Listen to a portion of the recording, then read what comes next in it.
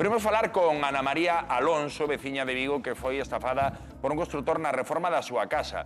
Imos ver se o noso abogado pois, se pode axudar. Boas tardes, Ana María.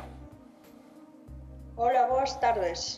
Agora nos vas a contar a historia, pero quería saber cantos cartos, canto che estafaron? Alrededor de 10.000 euros. Carai, e como sucede todo isto? 10.000 e algo. Como acontece? Pois nada, eu quixen facer unha reforma dunha vivienda que me deixaron meus pais en herencia e resulta que busquen contratistas, apareceume entre moitos este individuo e contratén con el.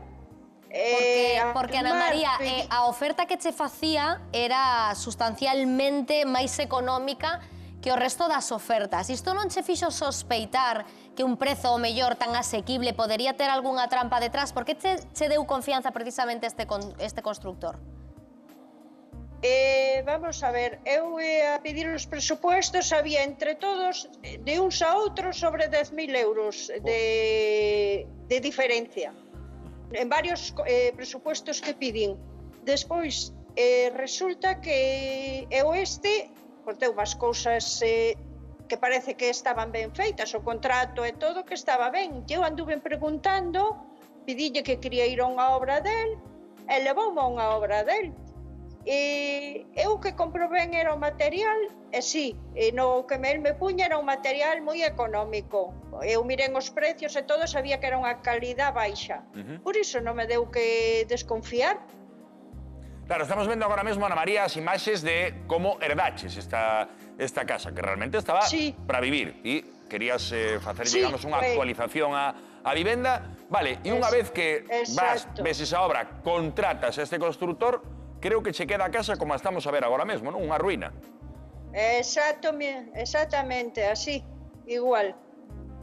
O sea, que foi as 4 paredes. Estropeou a casa, porque eu pensei que a estafa consistiría en que ti pagache e non fixo nada, pero sí que fixo mal. Non. Sí, desfacerme a casa. Cobroume 10.000 euros por desfacerme a casa. E deixarme o escombro, porque me deixou o escombro que eu tuve que retirar eu. Un diñeiro que ti fuche entregando por tramos, digamos, ou houve un adianto cando chegades a un acordo. Logo, pois, supostamente unha cantidade extra de diñeiro para material e demais. En que momento de todo este proceso ti empezas, Ana María, a desconfiar de que algo non vai ben e intentas coller o control desta situación? Que che fai desconfiar? Pois eu, nun principio, teñe o que había eran 4.800 cando firmamos, despois pidiume 4.800 outra vez para material. Díxome que escollera material que o iba a traer de Santiago e despois deume 1.300 euros, pidiume 1.300 euros para a caldeira e máis os radiadores que os tiñan que traer xa. Foi pedindo cartos, chegou un momento, perdón, Ana María, que avanzo un pouco na historia para que nos poida axudar Xos Antón.